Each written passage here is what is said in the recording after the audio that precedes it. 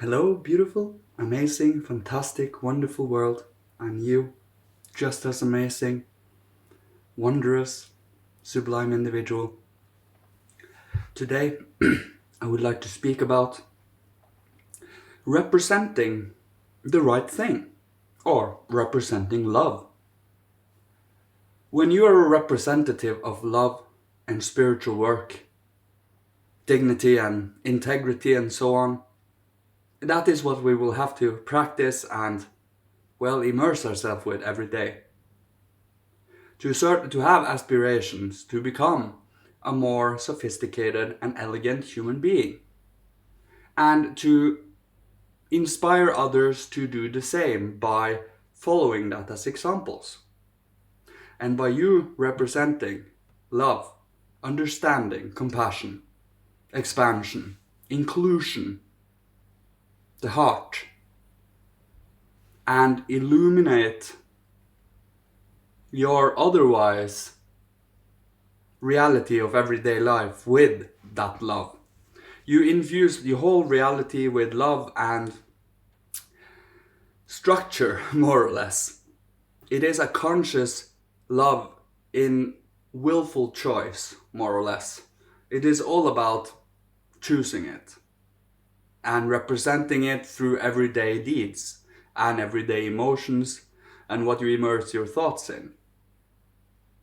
Of course, the will comes from you having worked upon your thinking process, making it more an instrument of cooperation, harmony, and insight than letting it be some passive, automatic process in your brain. You truly are grabbing a hold of your own thinking forces and directing them towards certain areas of life, certain areas that might be more helpful, uplifting, healing towards any individual, yourself and everyone around you. And day, by moment, we have conscious moments of thinking.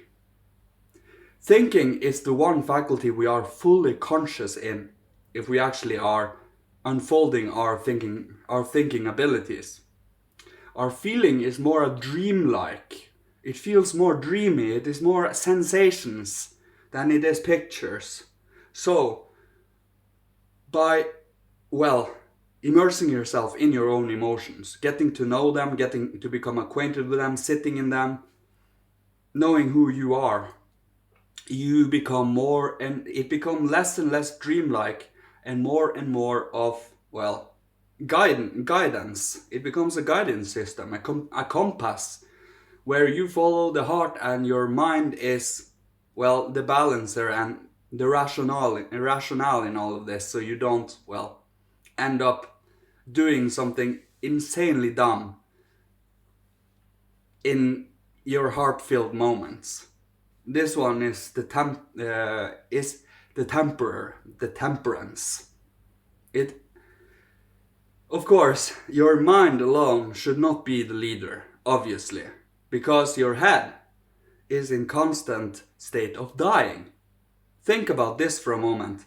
Without your body to pump up blood and life into your head would constantly be dying. We wouldn't be able to live with a head only, because yes, we breathe through our mouth, but where does the air go? Down to the lungs. And from the lungs, the blood pumps up to the head. So the body is keeping the head alive. The head is kind of a sprout from an earlier development, and it is now in the decadent and in the degradation phase, where it is constantly on, what is it called, a retrogressive development. Your body, by you using your own consciousness, your ego, to become acquainted with your whole body, not only your head, you can also start to affect your deeds and will. You cannot just grab a hold of the will and do whatever you like, because obviously we do have moral principles, and, the divine doesn't accept any single actions and goals that we might as human beings have. Sometimes they give us what we need, not what we want. Okay, most of the time they give us what we need and not what we want. And if what you needed is something you wanted, well, good. Then you really have aligned yourself with your own values. So everything you are given from the higher realms is something you need, which always is the case. It is never an exclusion to this. Always we are given what we need. If it is an experience of discomfort or an experience of upliftment and joy, it is both our valuable experiences that, by extracting the lessons from them, we grow as human beings in understanding and in soul. And of course, by reflecting, using your thoughts, scrutinizing your memories, you strengthen these faculties too. You make them more clear, the pictures become more clear, more alive, and you get influxes of creative impulses and inspirations. And by grabbing a hold of your spiritual development from the body, you use your head, of course, even though it's retrogressive, you can again make this a forward as a tool for development and not a tool of destruction and pain. Because we know what our thoughts are capable of when it comes to being pessimistic, look at the world with despair and fear, and, well, all of these in between. There are no shortage of these feelings. Of course, these feelings never come without a reason, ever. There is always some purpose to them. And no, we are not here to put any of those feelings on others, ever. That is not what we do. But we make people aware that our thinking alone is not enough. We need to have heart. We need to have our body, our inner soul and spirit. And, well, by being connected again, through our thinking, feeling and willing, becoming conscious of the moment, representing love, representing the divine, which also is a heavy pressure. You have to hold a certain standard of morality and a standard of, well, understanding and, well, conduct, act of conduct, dignity and integrity. It is easier said than done. We really have to do it in increments, step by step by step. We cannot want to have everything immediately.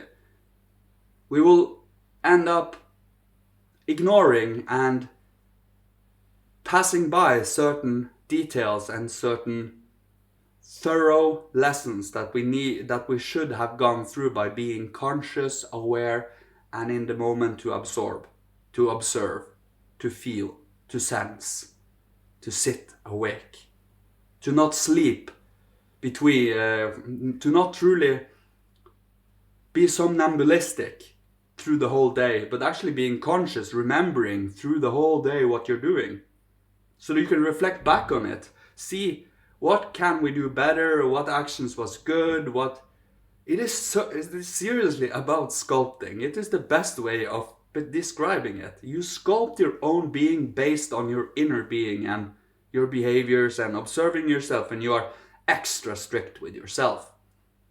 You are lenient with other human beings, of course, but at least I am extremely strict with myself. Others I am very lenient with. It really is about where people are in their development and in their life. And it is about feeling the way one should be able. Imagine a mountain and we are climbing up that mountain.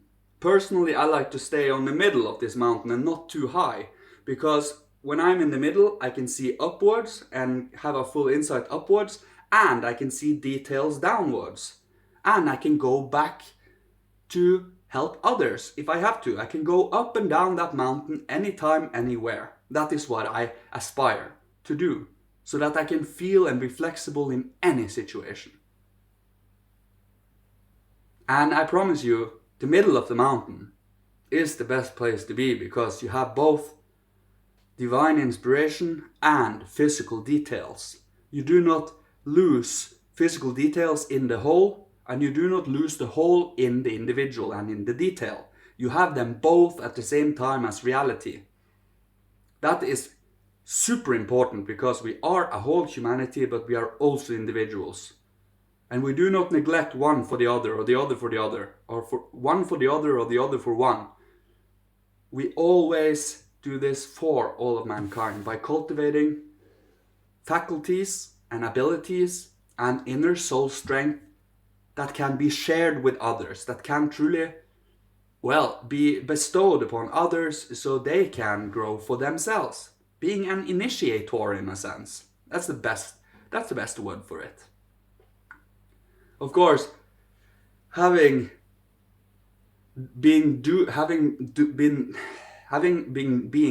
this for a long time alone, only studying, practicing, finding out for oneself who we are, what our strengths are, where our weaknesses lie, and to truly develop our strengths and share them with the best of our abilities. Because when you share of your own soul, your own individuality, your own personality, you are being an example for others. Don't be inconspicuous, be conspicuous. Be individual. But don't be above everyone. Just be yourself, individual. Automatically people will pick that up. Because a whole mass of people just follow. They don't reflect and think upon themselves, their own choices. They fall into something. Don't be that. Don't do the easy path. Do the right path. And that comes from freedom and choice. Of course, you take it, as I said, in increments and with consistency. You can do it 5 minutes or 10 minutes a day, 15 minutes a day at most. Something that can work behind the scenes in your soul, despite you doing your otherwise every day-to-day life. So when you have been sitting meditating for 15 minutes, reflecting upon your soul and certain important areas of life and spiritual work, that work you have been doing, and you disconnect from that, do something else, it is still working upon your soul. So when you go to sleep, that you have been working earlier that day are worked upon in your body. So when you wake up, you are a little different.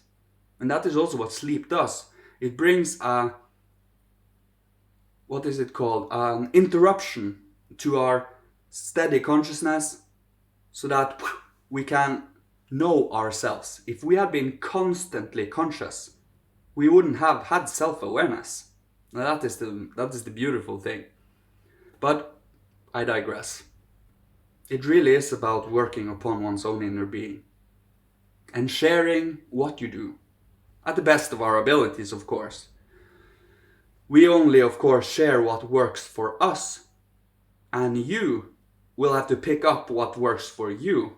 Maybe you have to tailor it to yourself a little. Maybe you will have to be a little flexible in whatever, because some faculties are strong in me, and some faculties that might be other than what I am strong in, you are strong in that. So you might need to strengthen certain other parts than I need to. But in the end, it all is about uplifting your whole being, your whole sevenfold being, or fourfold as we can be conscious of now: physical, etheric, astral, and ego. Once you have become aware of them, you can transform them and lift them up to idealistic heights, is what we like to say. That means our desires are purified, directed towards good goals and representing love. And your life force is directed towards doing the work through will. And the physical body is, it is our expression of personality. It is our Our physical body is our expression of our ego, astral, etheric. That is, and it's easy to see when someone have a vibrant life force and someone have a will to live and someone that doesn't. It is very easy to notice the difference. And you know that. So bring love into your spiritual work. Bring love to your life. And I promise you, you won't be disappointed. You won't be disappointed. I will leave you with this. I love you all so much. Thank you for you being you. Thank you for you unfolding your potential. And thank you for you being a human being doing this spiritual work. And may you be blessed, protected, guided, loved by Father, Holy Spirit, Christ, the divine hierarchy, ancestors, ascended masters of old, and my God. Bless you. Love you all. Thank you. Goodbye.